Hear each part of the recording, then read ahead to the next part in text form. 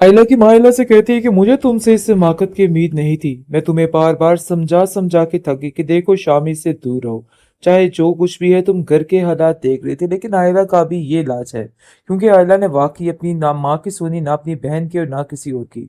Own जो कि हर वक्त उसको समझाने पर लगा रहा कि देखो जो तुम रास्ते पे चल रही हो ना, वो बिल्कुल गलत है, लेकिन फिर भी उसने उसकी एक ना सुनी। उसने सिर्फ यही कहा कि नहीं भाई, जो कुछ है मैं ही हूँ और मैं इसके बगैर नहीं रह सकती। तो देख लिए सारा नतीजा उसके सामने है, किस तरीके से जलील और रुस्वा हो रही है। जगह जगह उसको ताने टिश्ते मिल रहे हैं। आरफा ने बल्कि ये भी प्लान कर लिया है कि वो उसको कभी भी इस घर की बहू नहीं बनाएगी, बल्कि ना ही रुखसती करेगी। लेकिन रुखसती करके उसको इस कदर जलील करेगी और उसका वो हशर करेगी कि ये खुद ही ये रिश्ता तोड़ने पे मजबूर हो जाएगी। आप देखेंगे कि वो उसको समझाता है कि देखो अभी भी वक्त है, सब कुछ ठीक करने की कोशिश कर लो। मैं चाहता यही हूं कि तुम अपनी जिंदगी में खुश और आबाद रहो, लेकिन शामी के साथ तुम्हारी जिंदगी मुझे कुछ सेफ नहीं लग रही। जिसको सुनकर वो मजीद उस पर गुस्सा करती है और कहती है क्या कि तुम किस किस्म की बात कर रहे हो। हालांकि देखा जाए तो आयला बेचारी खुद भी फंस चुकी है। उसको कुछ समझ नहीं आ रही वो क्या करे। बार बार यही बात उसके दिमाग में आ रही है कि वो किसी भी तरह से उसका साथ नहीं दे सकता, हमेशा उससे पीछे रहने की कोशिश करता है, उसको जलील और रुस्वा करता रहता है। जब भी कोई मुश्किल वक्त आता है उसका हाथ छुड़ाकर पीछे हो जाता है, लेकिन फिर भी अब मजबूर है, वो आगे कुछ कर नहीं सकती। उसको अपनी बेबसी के आगे कुछ समझ नहीं आ रही कि उसको क्या करना है। आप देखेंगे उसकी माँ समझाती है, मैं तुम्हें तो यकीन करो एक बात कहती हूँ कि अभी और इसी वक्त इससे रिश्ता तोड़ लेते हैं, क्योंकि मुझे नहीं लगता कि ये लोग तुम्हारा घर बसने देंगे। तुम्हारी ताई अम्मी शुरू से जो मेरे इतने खिलाफ थी, न जाने ये सब कुछ उसने क्यों किया। जोया आगे से कहती है कि अगर आपको पहले ही पता था तो आपने ये रिश्ता क्यों किया। मुझे तो इस चीज की समझ नहीं आ रही है। आखिर आपको क्या सूझी थी कि आपने आयदा की जिंदगी को तबाह बर्बाद करके रख दिया। मैं आपको कभी इस चीज का मशवरा नहीं दूंगी, लेकिन उसकी माँ कहती है कि मैं भी मजबूर थी, इन लोगों की सारी बातों को देख के मैंने ये सब कुछ किया है। वरना कौन सी माँ अपनी बेटी का घर अपने हाथों से उजाड़ती है। बस इन लोगों की जिद ने बस मेरी बेटी की जिंदगी तबाह करके रख दी। बार बार उसको सबको जवाब देने पड़ रहे हैं, लेकिन ये बात जाकर आप देखेंगे कि ये जो आयला की दादी है वो कहती है कि देखो बीबी, इतनी बड़ी तो कोई बात नहीं होगी जिसकी वजह से घर में इतना बड़ा बवेला मचा दिया गया है। मुझे तो समझ नहीं आ रही कि आखिर आप लोग चाहते क्या हो। क्यों आप हाथ धो के इन बच्चों के पीछे पड़ गए हो। हाँ, अगर जो होना था सो हो गया, इसमें कोई गुनाह वाली बात तो नहीं है। असल बात तो दादी को भी नहीं पता कि बात कहाँ से कहाँ की पहुंच गई है। अगर उसको इतना पता चल गया तो वो तो बेचारी घबरा कर पागल ही हो जाएगी कि आखिर ये सब कुछ क्या हो गया। लेकिन आयला को अब जरा सी इसमें शर्म है तो डूब के मर जाना चाहिए, क्योंकि वो भी किसी की नहीं सुनती और जो कुछ हो रहा है ना इसकी अपने किए का नतीजा है। ना तो ये लड़की किसी की सुनती है और ना ही कुछ करती है। आप देखेंगे कि साफ साफ आरफा उसको कह देती है कि ये बात अपने जहन में बिठा के रखना कि मैं किसी भी तरह से तुम्हारी रुखसती नहीं होने दूंगी। जिस पर आयला काफी परेशान हो जाती है और कहती है कि आखिर ताई अम्मी, मैंने आपका क्या बिगाड़ा है। आप क्यों हाथ धो के मेरे पीछे पड़ गई हैं। मैंने तो ऐसा कभी कुछ नहीं किया है जिसकी वजह से आपको परेशानी का सामना करना पड़े, फिर भी आप क्यों मेरे पीछे हाथ धो के पड़ चुकी हैं।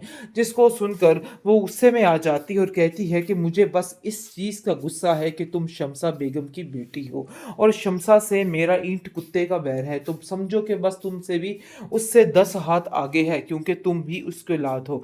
लेकिन जी आप देखेंगे कि शमसा जो है वो काफी परेशान हो जाती है और कहती है कि न जाने मेरी बेटी को क्या हो गया। आए दिन उसकी तबीयत इतनी खराब हो जाती है कि वो संभालने से कासिर हो जाती है और वो कहती है कि मैं बहुत जल्द तुम्हें बहुत अच्छे डॉक्टर को चेक करवाती हूँ। इस तरह की तबीयत ऐसे खराब रहना, नासाज रहना बिल्कुल भी ठीक नहीं होता है। आरफा शदीद गुस्से में आ जाती है और गुस्से में आकर आयला की माँ के पास चली जाती है और उसको जाके कहती है कि मुझे तो खबर ही नहीं थी कि तुम्हारी बेटी क्या खेल रचा रही है। आगे से आप देखेंगे कि आयला को शक पड़ जाता है कि कहीं ऐसा तो नहीं कि उसकी असलियत खुल के सामने आ गई है। लेकिन बात कुछ और ही निकलती है, क्योंकि आरफा को बिल्कुल भी अंदाज़ा नहीं होता है कि ये जो रिश्ता हुआ है ये आयला और शामी की मर्जी का हुआ था, जिसकी वजह से वो शदीद गुस्सा खा जाती है और कहती है कि आखिर इतना बड़ा धोखा मुझे कैसे दे दिया।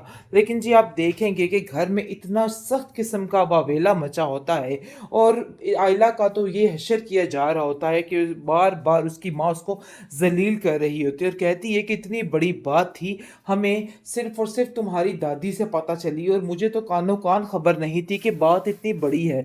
और मैं समझती रही कि मेरी बेटी बिल्कुल खामोश और चुपचाप और शरीफ है, लेकिन मुझे क्या पता था कि क्या गेम रचाई जा रही है। जिसको सुनकर आयला कहती है कि मैंने ऐसा कुछ गलत नहीं किया है जिसकी वजह से आपको परेशानी का सामना करना पड़े। आप देखेंगे कि जोया उसको समझाने की अपनी माँ को कोशिश करती है कि जो हुआ सो हुआ, आपको अरफा ताई अम्मी का तो पता ही है कि वो क्या चाहती हैं। लेकिन जी आप देखेंगे कि शामी को भी जैसे पता चलेगा, बेचारी आयला बड़ी परेशानी के साथ उसको सारी सिचुएशन बताएगी। वो इस बारे में इस चीज़ को हैंडल करने के बजाय उस पर उल्टा उस पर ही चिल्लाएगा और कहेगा कि नहीं ऐसा नहीं हो सकता, मैं तुम्हारा इन सब चीज़ों में साथ नहीं दे सकता। दूसरी तरफ ऊपर से आ जाती है आयला की माँ और कहती है कि बेटा क्या हुआ है, आखिर तुम मुझे बता सकती हो। लेकिन जोया उसको मना कर देती है और कहती है कि कोई बात नहीं, वो कुछ खास बात नहीं करे, बल्कि एक मामूली सी बात पर उनकी तकरार हो रही है और कुछ भी नहीं है। आयला काफ़ी परेशान हो जाती है क्योंकि कहीं ना कहीं उसको अंदाज़ा है कि वो जो शामी है वो अपनी माँ के डर से ये सारी बातों को कबूल नहीं करेगा और वो इस चीज़ से इनकार ही करेगा। लेकिन जी काफ़ी ज़्यादा शमसा बेगम परेशान हो चुकी है और वो समझ नहीं पा रही कि आखिर वो सारा कुछ कैसे हैंडल करे।